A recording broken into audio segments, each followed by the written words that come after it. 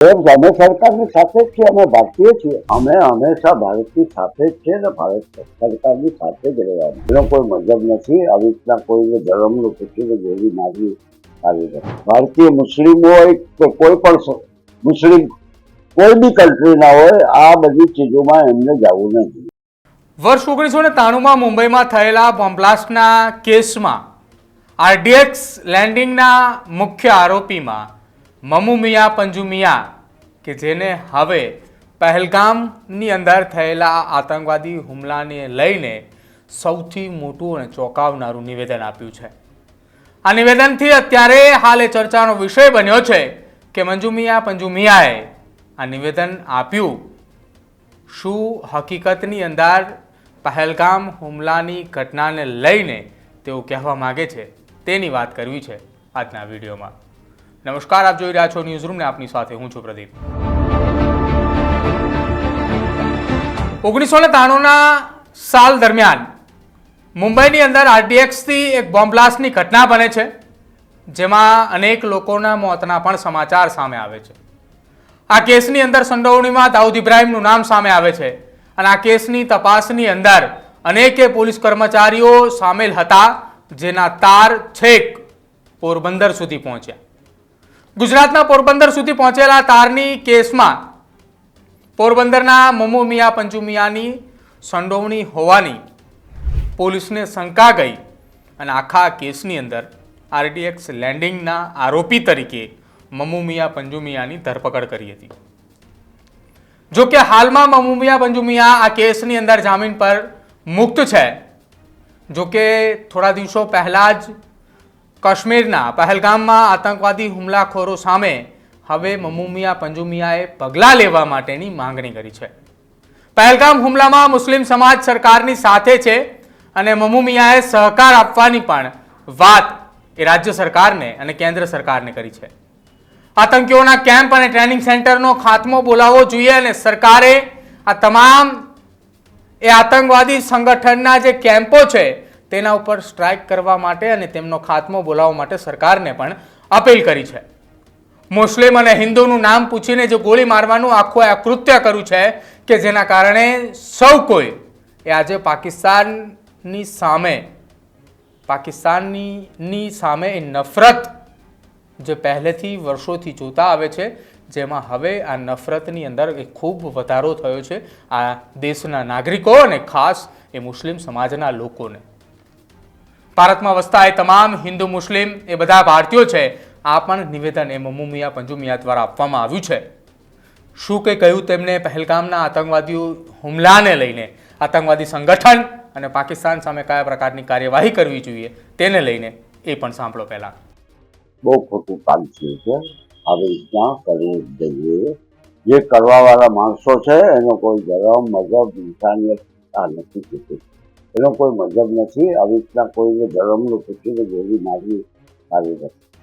ખાસ કરીને જે યુવાઓ છે, જે મુસ્લિમ યુવાઓ, તેને ત્યાં પાકિસ્તાનમાં લઈ જઈને ટ્રેનિંગ આપવામાં આવી આતંકવાદી પ્રવૃત્તિની અને જેહાદ માટેના મજબૂર કર્યા છે.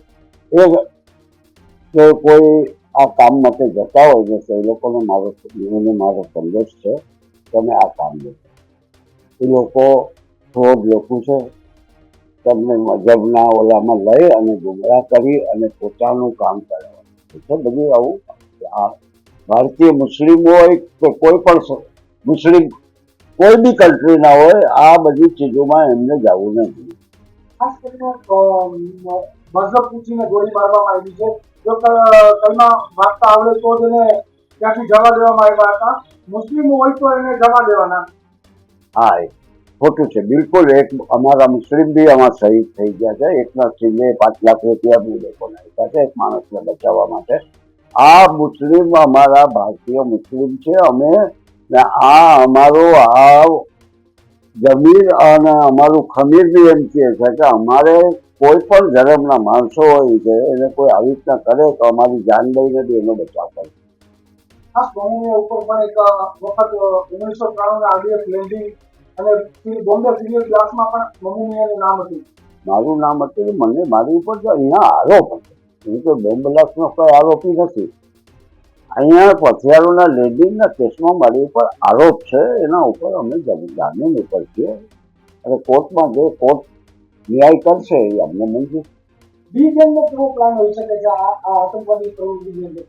એ હવે મારું કોઈથી કોર્ટ મારા કોઈથી લેવા દેવા નહીં. આ વીકેન્ડ જોઈ કે ચાહે આ આતંકવાદી લોકો હોય, અમારે જેથી અમે જોઈ રહીએ છીએ ને અમારે કોઈ કોમ્યુનિકેશન કોઈ જાતનો કોઈથી કોન્ટેક્ટ છે નહીં ને ના અમે કરવા માંગીએ છીએ કંઈ ને અમે આ બધી વસ્તુને બિલકુલ સખત શબ્દોમાં વખોડીએ છીએ અને અમારો આખો મુસ્લિમ સમાજ ભારતનો વખોડે છે. ત્યાં સુધી કે કાશ્મીરના લોકો બી આ વસ્તુને બહુ ખરાબ રીતે વખોડી છે. કીધું છે કાશ્મીર જ્યારે સ્ટ્રાઇક થશે પાકિસ્તાન ઉપર અને આતંકવાદી ઉપર હુમલા થશે ત્યારે સરકારને તમે કઈ રીતે સપોર્ટ કરશો? હા, જેમ અમે સરકારની સાથે જ છીએ, અમે ભારતીય છીએ, અમે અહીંયા જ પેદા થયા છે ને અહીંયા જ અમારે દફનાવાની છે મહિલાબાદ.